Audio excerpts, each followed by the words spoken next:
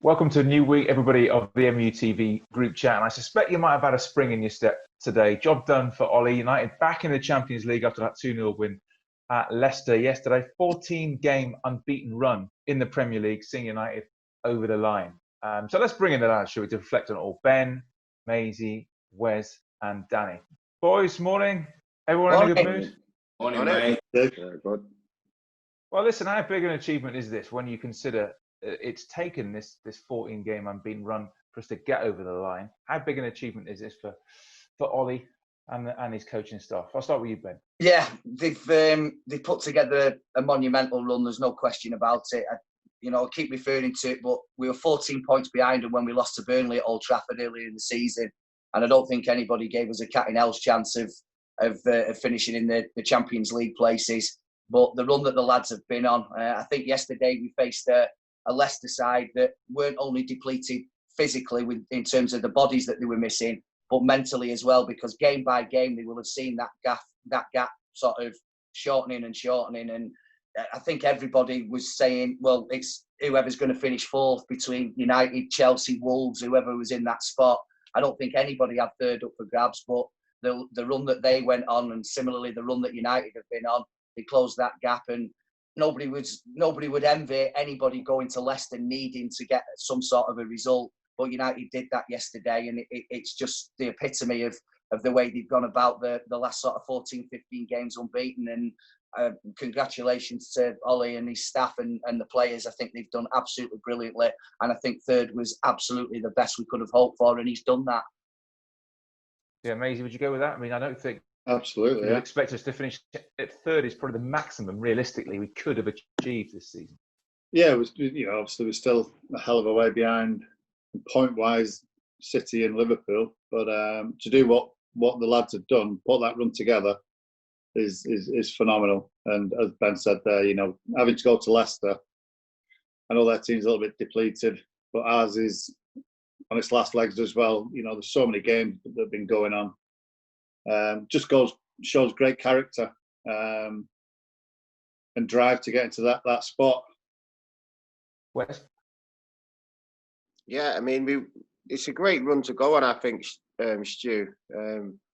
Mentally they've been fantastic for the simple fact how far we were behind. Not to lose a game in that space of time when we've come back is an achievement in itself, really. But and they got the job done for what we needed to do this season, and we just have to take that now into next season. And at times, obviously, we could have been better, but there was games when we played some really good football. Probably 4 or 5 games on the bounce where we played some really good football.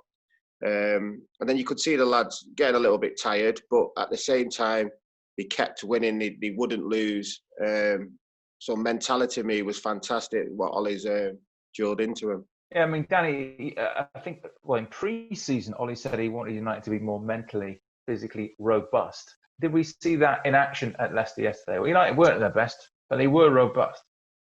Yeah, I think we did. I think, Ollie said last year when he inherited the team that they weren't fit enough. So towards the end, they fell off. So he applied, an older regime that got the lads a lot fitter, but instilled a mindset that, to win at all costs. And I think yesterday wasn't pretty, but I think, as you say, the strength of mind enabled the lads to get the job done regardless. And I think, people saying third is an achievement. Some people say it isn't, but what it does inside the football club is represent progress. So since Ollie's come in, he's made good signings. There's been progression, qualified for the Champions League. And now it's a case of where do we go from here? We need to, as Maisie said, chew away at the gap between the top two and compete in the Champions League. And that starts with recruitment in the summer as well and making sure we get the right people in. Yeah, we're going to talk about that during the course of this programme. Also want to bring in a man who had a foot in both camps yesterday, a Premier League winner with Leicester, and of course, it all started for him at United, Danny Simpson. Danny, good to see you. How you doing? Yeah, I'm all good. How are you? Yeah, we're good. We're good, mate. What did you make of yesterday? I know it must have been a bit of a weird one for you. Yeah, obviously for me, my outcome would have been, share the points and Wolves to beat Chelsea. But yeah, obviously that weren't to be. But I spoke to a couple of the lads at Leicester, and I think they're obviously disappointed. But if you would have said at the start of the season, you get to the final game to play against Man United to win a game to get into the Champions League, I think they would have took it. I just think obviously the disappointment is that they had such a good start to the season. When people talk about title contenders, and it's just not happened for them since Project Restart, and it's just like you said before, mate, you said that they miss key players. If you lose Ben Chilwell, Ricardo, and Maddison through injury, and Soyuncu through suspension, I think any team that has them in their squad would find that difficult. But again, their achievement, their aims at the start of the season was to get European football, try and get to a cup final. They missed out in the semi-final against Aston Villa. They were disappointed with that, because you would have said over the 2 games, you would have said they got to the final, and then obviously they just fell short. And the game yesterday, it wasn't a great game. Leicester didn't do too bad in terms of the first half, but they had a few half chances. But again, the momentum was with United and the run that they've been going on. Yeah, 4 wins from 17 since they won on New Year's Day at Leicester, which is an unbelievably bad record, really, when you consider it was a brilliant first half of the season. So even though, finishing 5th by general Leicester standards, a fantastic season, that surely is a golden chance of Champions League football and everything that brings spurned, isn't it, by then? Well, I saw the stat, I think it was last night, that since the 9-0 against Southampton, I think Southampton have picked up 44 points since that game, and Leicester picked up 42. So if you would have said that then, you wouldn't have believed it. I think it's probably been disappointing. I think Brendan's mentioned the squad. They need more players in the squad and the depth. I think it's a situation where was this the chance for them to get into the Champions League? Because let's be honest, next season is going to be even more difficult. Does them missing out on the Champions League, does that mean that they miss out on a certain calibre of player that they could have maybe attracted?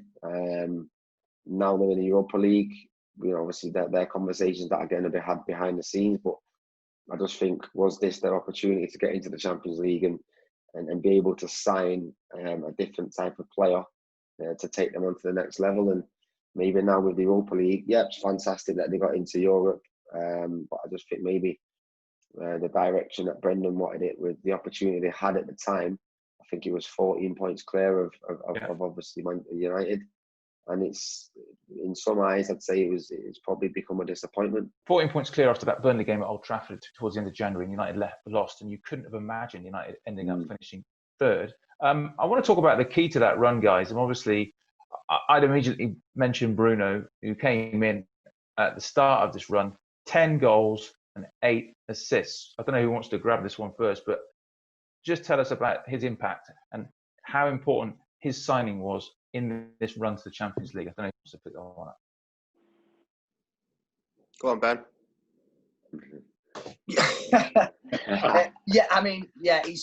He's had a huge impact. I mean, I think it's one of the areas that we've discussed quite a lot over the time of his Manchester United inauguration, if you like, because he came in.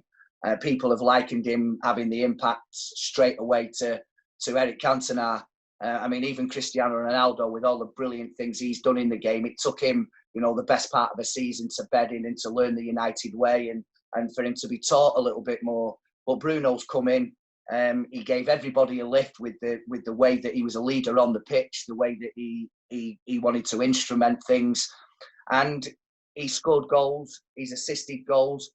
We've already touched on it, or you did, Stuart, earlier, that the last 4 or 5 games, I think since the Southampton game, United have not been anywhere near what we saw prior to that. But yesterday was the epitome for me of the mental strength we've all been talking about. I don't think there was any danger that it was a penalty on Anthony Martial, but it was still that waiting game that he had to, and then Kasper Schmeichel sort of dropping the ball in front of his feet for him to go and get it. All those things do test you. your mentality and your concentration. And he still stepped up after having not the greatest of impact during the game, and scored what was a very, very important goal, because that meant Leicester needed to score twice. And I think the first goal yesterday was always going to be important. But the impact that he's had, the goals that he's scored, the way that he's taken the ball by the horns and given everybody a lift, I'm not so sure that United would have been in this position without his influence. And I think he's been absolutely brilliant.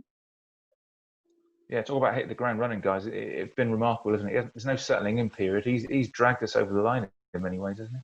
Phenomenal. Yeah, as Ben, but I think Ben's covered everything there in saying what he said. But yeah, it took it time. It took a lot of time to get it over the line. But when it did come in, as Ben said, he just hit the ground running and he gave everyone a lift. You're looking for that person in midfield. And this is no disrespect to the lads that are in there, but you're looking for that little bit of class, that person who can pick a pass, a forward pass. And Bruno's got that. And I know Bruno's been fantastic, but I tell you what, Mason Greenwood has stepped up to the plate. Unbelievable. The goals he scored, for such a young kid to come in, phenomenal. And I just think their little blocks now that we've got, if you can add another couple more to them, and I'll keep harping on about it because we need it. You look at the depth on the bench. If we can add a couple more people who can add to that, we've got a great chance next year. Because going forward, I wouldn't want to play against them. They're phenomenal. They really are. I think right now they're just a little bit leggy. I think 10 days off now till the next game. That'll give us a massive boost because the lads can, chill out, relax, recharge the batteries, ready for the next Europa League phase. And I think we can win that. And win that, it'd be a great season for us. Simo, you obviously know what it's like to be a young kid at Old Trafford. What do you make of what Greenwood's done at age 18? Like Maisie said, it's phenomenal. The numbers that he's and the statistics that he's producing and the goals that he's getting. At his age as well, to come through, and he looks like he's been playing for a long time. But yeah, I think he's scored more than Wazza now, I think. He's basically no teenager scored more than him in a single season for United, and of course the season hasn't finished yet as well.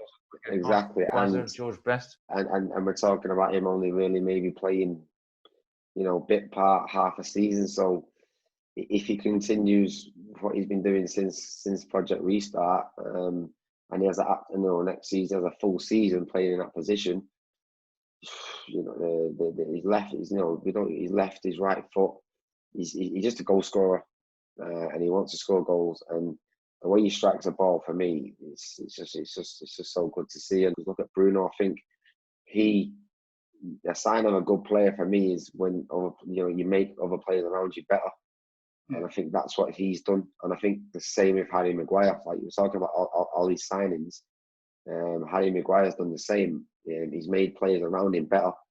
The defence has been really good, and he's been at the heart of that. And I think, obviously, especially with Bruno, he's making players better. And like I said, go back to Mason. It must be a dream to know as a front three that you make a run, that Bruno's going to find you. You mentioned Harry there. I'm glad you mentioned him because he's the first player since Big Pally in 25 years ago to play every single minute of a Premier League outfield play every minute of a Premier League season for United. Whereas, for a first season to play every minute and to captain the club, it's been quite a story for him, isn't it? It has, but he'll be delighted with it. Especially being captain, you want to play every game. He's kept himself fit, which is the main thing. He's kept the troop together. We've had some up and down games, but he's got everyone back in. He's got everyone back focused, and he's just got on with it. Him and Lindelof have made a nice partnership and good understanding. Obviously, Wan-Bissaka's first season as well. He's fitting nicely, and then you've got Shaw and Williams, who Shaw started off, then Williams came in, played brilliant, and that seemed to make Shaw play a bit better as well. So it's all working. He's You know, the communication looks like it's working. You know, if we can stop the mistakes, but they're just individual mistakes. You know, get it tighter. The actual goals conceded has actually been not that bad. You know, which is something to look at and think that's good, but we can always improve. But yeah, I mean, we needed Harry Maguire, and he's come in and done brilliant while he's been here. Yeah. Well, something that you've already all touched on is thinking ahead of what's next. What do United need? What do United realistically need to close that gap right down to City and Liverpool? I'll come to you first, Danny Webber. What's realistically achievable? What do we need to really close that gap? We need to sign players that improve the squad. You know, it's not a numbers game. It's not a name game. It's about actual players who the club have done the research on, who you'd look at and think, right, he'll improve the squad. I think sometimes we get linked with massive names for massive money, and it's not. And especially probably over the last 5 years or so, they've not been the right fit. So, you know, before Ollie came in, I should say. So now it's about improving with the likes of your Sanchos, who are another level of, you know, are the level above, have potential, can come in and wear the United shirt. One, he's shown he could play under pressure, playing in the Champions League, playing for his country. Players like that, and you know, they've got a lot more improvement in them as well. So for me, it's just about bringing in the right players, but as importantly, the right characters. I think that's been key. You know, Ollie made some big calls last year, getting rid of certain people. You know, it was semi-unpopular when he got rid of the likes of Lukaku. People were saying, well, where the goal's going to come from? But he knew what he wanted with his vision. Martial's gone into the 9 role and he's getting better and better and better. He's understanding the role. He's playing with a smile on his face. So it's more of what we're doing and adding those little sprinkles of quality to it as well. And I think, I think now it's a case of people coming into the Man United dressing room understand what they need. It's not a case of characters coming in and dictating the dressing room. The dressing room dictates what the characters come in and do. And I think the balance, you know, there seems to be a shift over the past year or so, and I hope that continues. Amazing. When you see what Ollie has done in terms of the signings he's made, which I think have all been good, you can see what he's done with this squad, taken them up to 3rd. Is this the time that, you know, he deserves to be backed again and to get the players that he wants in to try and make that next step? Absolutely, yeah. He's done remarkable, and as Dan said there, and Wes has touched on it. You know, the signings that Ollie's brought in have all improved the team, and it's only right that Ollie should be backed. And the good thing is now we're back in the Champions League. That will entice other players to come out. So much as it's Manchester United, players now think, well, I want to play in the Champions League. We've got that. You're now coming to the biggest club in England, one of the biggest clubs in Europe.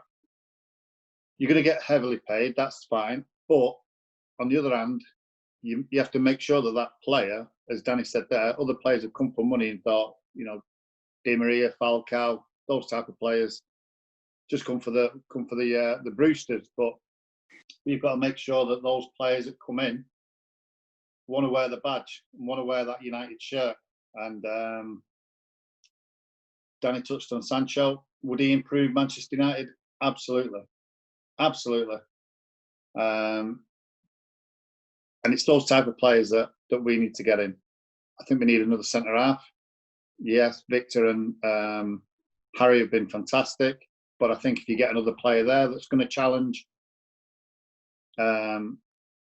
it's all about putting pressure on other players. As we said there, you know, Brandon Williams come in, made Luke Shaw step up to the plate. And that's what you need. You need battles all around. And knowing that whenever the manager wants to rely on you for you to come in, then you're going to step up to the plate. So, yeah, the club now need to back Ollie big time and bring in top quality players. Did you sign for the Brewsters, Maisie? I came in on a Bosman, 1.25 million. Yeah, I got absolutely no Brewsters at all, mate. Don't worry about that. I came for the club though, Stu. I come for the badge. Yeah. You just come for the money.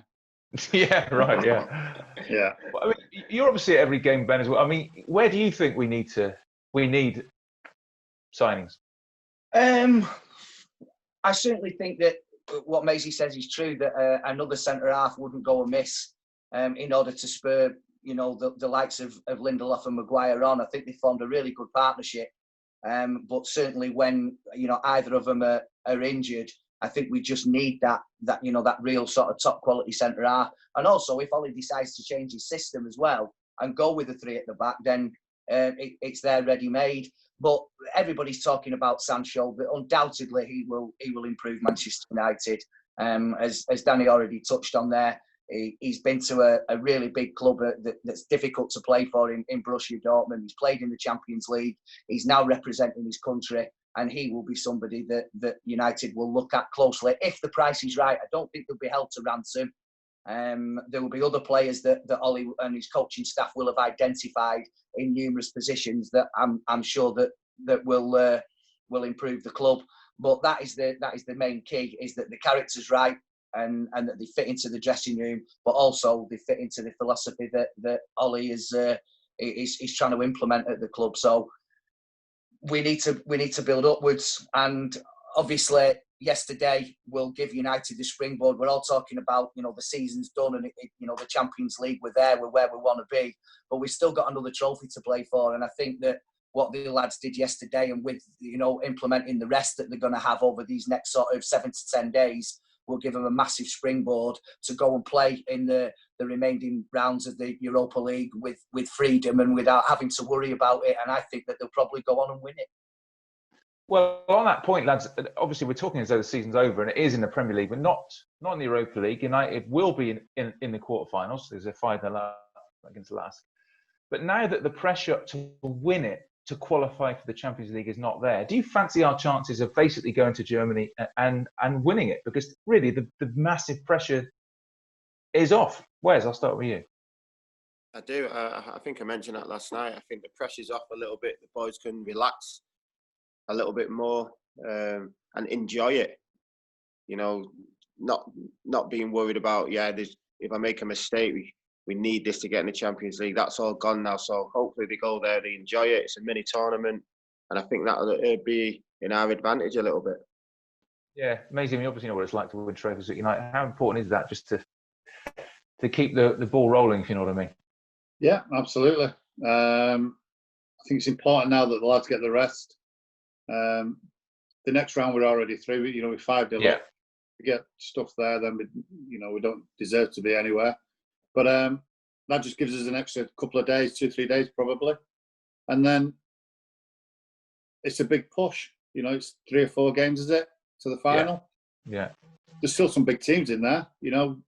Inter Milan and Seville, and even Wolves are in there. They'll be chomping at the bit to win that, because that's a chance to get back into the Champions League. So, and they will have to beat us, I think, the way the draw is. Final point, lads.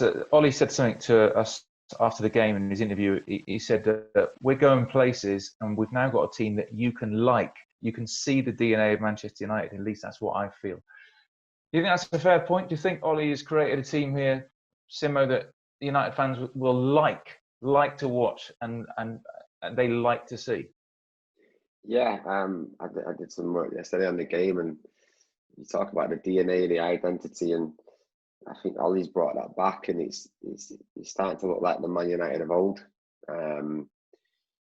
Teams are looking at the front four with Bruno in the hole, and they're scared. And it seems to be like it's been a long time since we've had that. Teams coming to Old Trafford. You look at that front three with their pace, the power, the speed. Some of the goals we've seen, the counter-attack goals that we used to see, many years ago, and that's what we're seeing now. And the youth is bringing the youth through, and they're proving. I think the Europa League for me has actually been quite a good thing. It's great, obviously now we're in the Champions League, but I think the Europa League the young lads have had a chance to play. We talk about Brandon, Mason. And that's gave them a platform and an opportunity to play some minutes in the first team to then take it into the Premier League. So I think in terms of their development, I think for me that's been great. And then the next step is, can you now do it in the Champions League, because that's the the toughest competition and the best players in the world. And that's like, I think Ellie said, that's part of their next development, to go into that and play against them types of players and see how good they are. But yeah, definitely, we can see, and the fans will be happy with the identity, the DNA, and the job that he's doing. Crazy to me that at one point of this season was hearing fans talking about getting rid of him, and it's just crazy, because you just got to give managers time. You've got to give him time, and I think we're starting to see why he should be given time, and he's doing a fantastic job. Simo, listen, thank you so much for joining us today. No problem. Good to see you, mate. We do appreciate it. No good problem. to see you.